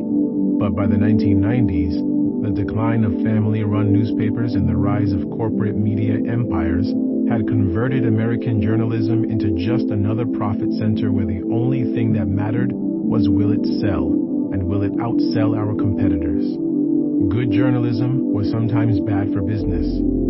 Scare stories, exaggeration, trumped-up conflict, and sexual scandal, all cut up into tiny digestible pieces, were often more profitable. Many journalists who worked for these empires confessed to having a sense of being forced to sell out and violate their own moral standards. Their world was unaligned, and they could not become vitally engaged in the larger but ignoble mission of gaining market share at any cost. Cross-level coherence. The word coherence literally means holding or sticking together, but it is usually used to refer to a system, an idea, or a world view whose parts fit together in a consistent and efficient way. Coherent things work well. A coherent worldview can explain almost anything, while an incoherent worldview is hobbled by internal contradictions. A coherent profession, such as genetics, can get on with the business of genetics, while an incoherent profession, like journalism, spends a lot of time on self-analysis and self-criticism. Most people know there's a problem, but they can't agree on what to do about it. Whenever a system can be analyzed at multiple levels, a special kind of coherence occurs when the levels mesh and mutually interlock. We saw this cross-level coherence in the analysis of personality. If your low-level traits match up with your coping mechanisms, which in turn are consistent with your life story, your personality is well integrated, and you can get on with the business of living. When these levels do not cohere, you are likely to be torn by internal contradictions and neurotic conflicts. You might need adversity to knock yourself into alignment. And if you do achieve coherence, the moment when things come together may be one of the most profound of your life. Like the moviegoer, who later finds out what she missed in the first half hour, your life will suddenly make more sense. Finding coherence across levels feels like enlightenment, and it is crucial for answering the question of purpose within life. People are multi-level systems in another way. We are physical objects, bodies and brains, from which minds somehow emerge, and from our minds, somehow societies and cultures form. To understand ourselves fully, we must study all three levels: physical, psychological, and socio-cultural. There has long been a division of academic labor. Biologists study the brain as a physical object, psychologists study the mind, and sociologists and anthropologists study the socially constructed environments within which minds develop and function. But a division of labor is productive only when the tasks are coherent, when all lines of work eventually combine to make something greater than the sum of its parts. For much of the 20th century, that didn't happen. Each field ignored the others and focused on its own questions. But nowadays, cross-disciplinary work is flourishing, spreading out from the middle level, psychology, along bridges, or perhaps ladders, down to the physical level, for example, the field of cognitive neuroscience, and up to the socio-cultural level, for example, cultural psychology. The sciences are linking up, generating cross-level coherence, and like magic, big new ideas are beginning to emerge. Here is one of the most profound ideas to come from the ongoing synthesis. People gain a sense of meaning when their lives cohere across the three levels of their existence. The best way I can illustrate this idea is to take you back to Bhubaneswar, India. I have already explained the logic of purity and pollution, so you understand why Hindus bathe before making an offering to God, and why they are careful about what they touch on the way to the temple. You understand why contact with a dog, a menstruating woman, or a person of low caste can render a person of high caste temporarily impure and unfit to make an offering. But you understand all this only at the psychological level, and even then, only as a set of propositions grasped by the writer and stored away as explicit knowledge. You do not feel polluted after touching the arm of a woman you know to be menstruating.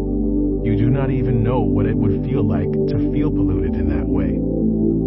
Suppose, however, that you grow up as a Brahmin in Bhubaneswar. Every day of your life, you have to respect the invisible lines separating pure from profane spaces, and you have to keep track of people's fluctuating levels of purity before you can touch them or take anything from their hands. You bathe several times a day, short baths or brief immersions in sacred water, always before making a religious offering. And your offerings are not just words. You actually give some food to God. The priest touches your offering to the image, icon, or object in the inner sanctum, which is returned to you so that you may eat what God left over. Eating someone's leftovers shows a willingness to take in that person's saliva, which demonstrates both intimacy and subordination in Bhubaneswar. Eating God's leftovers is an act of intimacy and subordination too. After 20 years of these practices, your understanding of Hindu rituals is visceral. Your explicit understanding is supported by 100 physical feelings: shivering during the morning bath at sunrise, the pleasure of washing off dust and putting on clean clothes after a bath on a hot afternoon, the feeling of bare feet on cool stone floors as you approach the inner sanctum, the smell of incense, the sound of mumbled prayers in Sanskrit, the bland, pure taste of rice that has been returned to you from God. In all these ways, your understanding at the psychological level has spread down to your physical embodiment, and when the conceptual and visceral levels connect, the rituals feel right to you. Your understanding of ritual spreads up to the socio-cultural level too. You are immersed in a 4,000-year-old religious tradition that provided most of the stories you heard as a child, many of which involved plot elements of purity and pollution. Hinduism structures your social space through a caste system based on the purity and pollution of various occupations, and it structures your physical space with the topography of purity and pollution that keeps temples, kitchens, and right hands pure. Hinduism also gives you a cosmology in which souls reincarnate by moving up or down on the vertical dimension of divinity. So every time you make an offering to God, the three levels of your existence are all aligned and mutually interlocking. Your physical feelings and conscious thoughts cohere with your actions, and all of it makes perfect sense within the larger culture of which you are a part. As you make an offering to God, you don't think, "What does this all mean? Why am I doing this?" The experience of meaningfulness just happens. It emerges automatically from cross-level coherence. Once again, happiness, or a sense of meaningfulness that imparts richness to experience, comes from between. In contrast, think about the last empty ritual you took part in. Maybe you were asked to join hands and chant with a group of strangers while attending a wedding ceremony for a friend who is of a different religion. Perhaps you took part in a New Age ceremony that borrowed elements from Native Americans, ancient Celts, and Tibetan Buddhists. You probably understood the symbolism of the ritual, understood it consciously and explicitly in the way that the writer is so good at doing, yet you felt self-conscious, maybe even silly while doing it. Something was missing. You can't just invent a good ritual through reasoning about symbolism.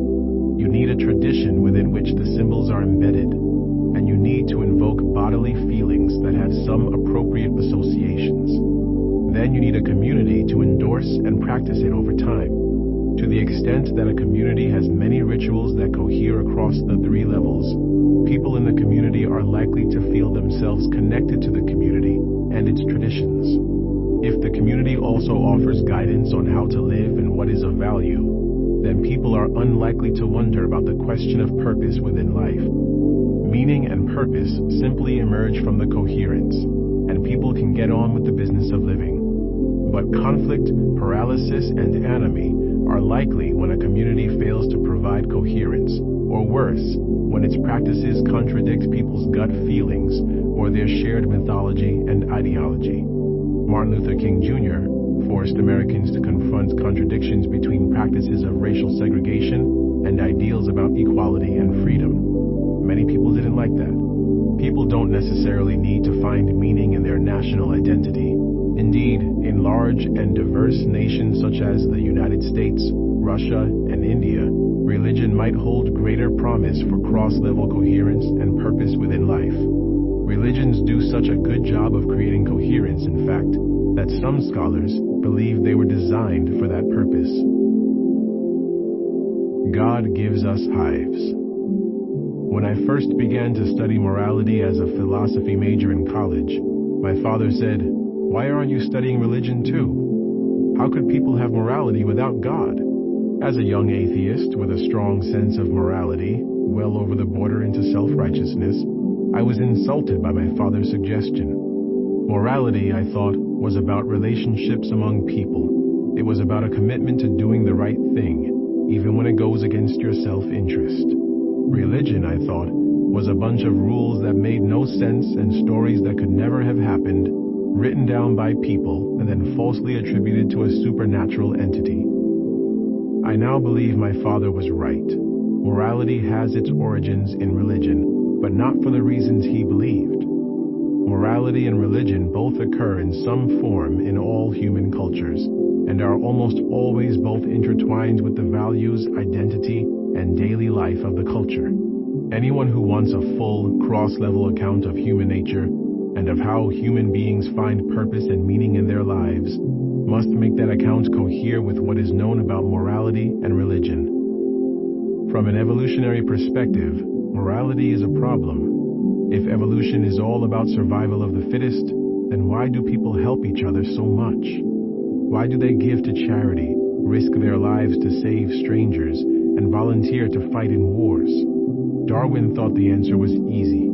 Altruism evolves for the good of the group. There can be no doubt that a tribe including many members who, from possessing in a high degree the spirit of patriotism, fidelity, obedience, courage, and sympathy, were always ready to aid one another.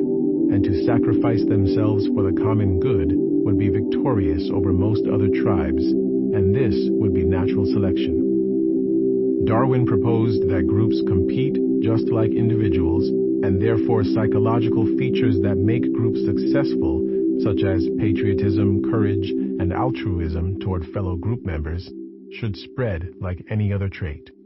But once evolutionary theorists began testing predictions rigorously, using computers to model the interactions of individuals who use various strategies, such as pure selfishness versus tit for tat, they quickly came to appreciate the seriousness of the free rider problem. In groups in which people make sacrifices for the common good, an individual who makes no such sacrifices, who in effect takes a free ride on the backs of the altruists, comes out ahead. In the cold logic of these computer simulations, whoever accumulates the most resources in one generation goes on to produce more children in the next. So selfishness is adaptive, but altruism is not.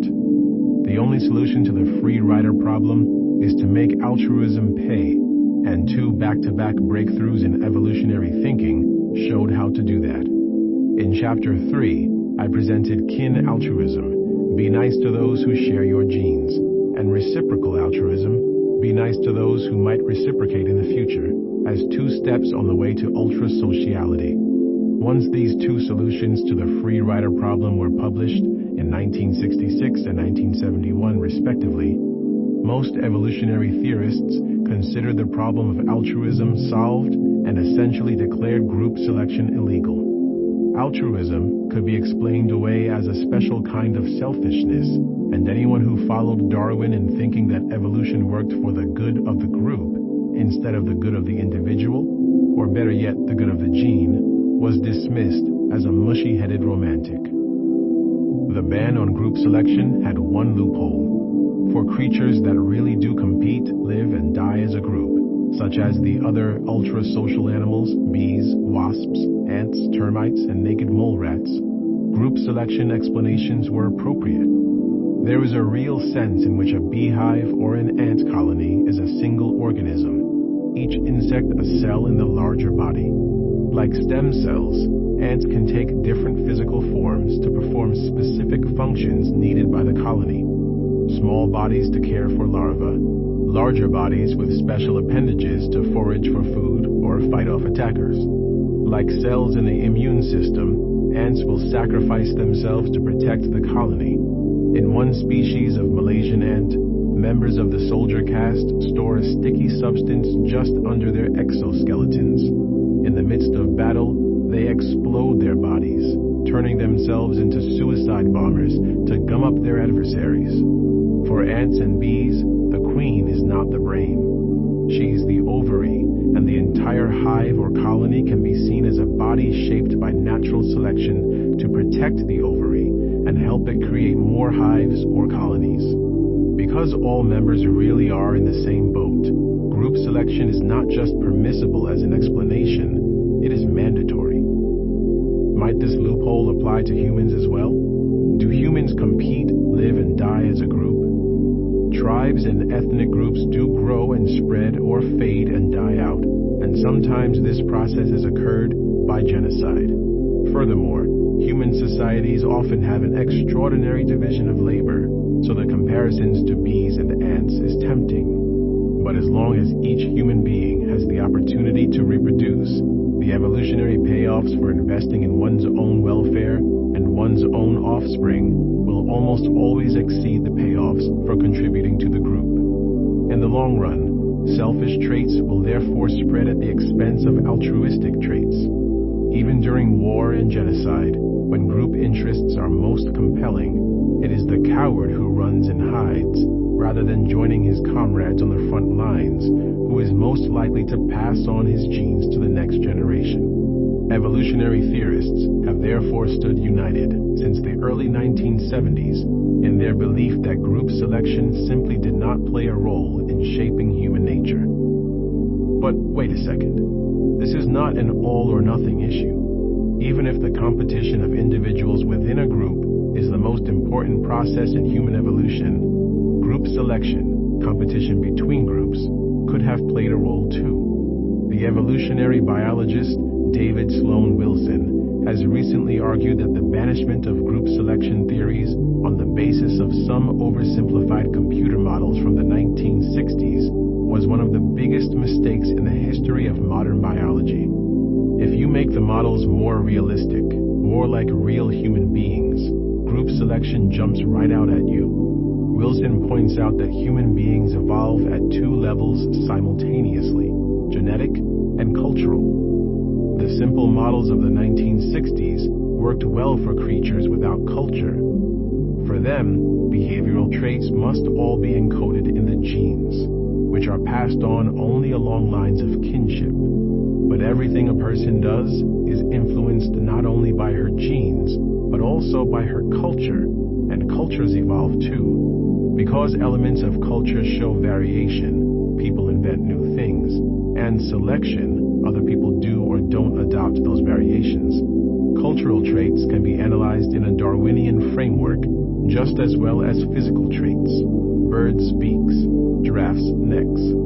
Cultural elements, however, don't spread by the slow process of having children. They spread rapidly whenever people adopt a new behavior, technology, or belief. Cultural traits can even spread from tribe to tribe or nation to nation, as when the plow, the printing press, or reality television programs became popular in many places in quick succession. Cultural and genetic evolution are intertwined. The human capacity for culture, a strong tendency to learn from each other, to teach each other, and to build upon what we have learned, is itself a genetic innovation that happened in stages over the last few million years. But once our brains reached a critical threshold, perhaps 80,000 to 100,000 years ago, cultural innovation began to accelerate. A strong evolutionary pressure then shaped brains to take further advantage of culture. Individuals who could best learn from others who were more successful than their less cultured brethren, and as brains became more cultural, cultures became more elaborate, further increasing the advantage of having a more cultural brain. All human beings today are the products of the coevolution of a set of genes, which is almost identical across cultures, and a set of cultural elements, which is diverse across cultures, but still constrained by the capacities and predispositions of the human mind. For example, the genetic evolution of the emotion of disgust made it possible, but not inevitable, for cultures to develop caste systems based on occupation and supported by disgust toward those who perform polluting activities. A caste system then restricts marriage to within-caste pairings, which in turn alters the course of genetic evolution. After 1,000 years of inbreeding within castes will diverge slightly on a few genetic traits. For example, shades of skin color, which might in turn lead to a growing cultural association of caste with color rather than just with occupation. It only takes 20 generations of selective breeding to create large differences of appearance and behavior in other mammals. In this way, genes and cultures co-evolve. They mutually affect each other, and neither process can be studied in isolation for human beings. Wilson examines religion from this co-evolutionary perspective. The word religion literally means, in Latin, to link or bind together. And despite the vast variation in the world's religions, Wilson shows that religions always serve to coordinate and orient people's behavior toward each other and toward the group as a whole, sometimes for the purpose of competing with other groups. The sociologist Emil Durkheim first developed this view of religion in 1912. A religion is a unified system of beliefs and practices relative to sacred things, that is to say, things set apart and forbidden, beliefs and practices which unite into one single moral community called a church, all those who adhere to them. Wilson shows how religious practices help members solve coordination problems. For example, trust and therefore trade are greatly enhanced when all parties are part of the same religious community, and when religious beliefs say that God knows and cares about the honesty of the parties. The anthropologist Pascal Boyer points out that gods and ancestor spirits are often thought to be omniscient, Yet what they most care about in this vast universe is the moral intentions hidden in the hearts of the living. Respect for rules is enhanced when rules have an element of sacredness, and when they are backed up by supernatural sanction and the gossip or ostracism of one's peers. Wilson's claim is that religious ideas and brains that responded to those ideas co-evolved. Even if the belief in supernatural entities emerged originally for some other reason, or as an accidental byproduct in the evolution of cognition, as some scholars have claimed, groups that parlayed those beliefs into social coordination devices, for example by linking them to emotions such as shame, fear, guilt, and love, found a cultural solution to the free rider problem, and then reaped the enormous benefits of trust and cooperation. If stronger belief led to greater individual benefits, or if a group developed a way to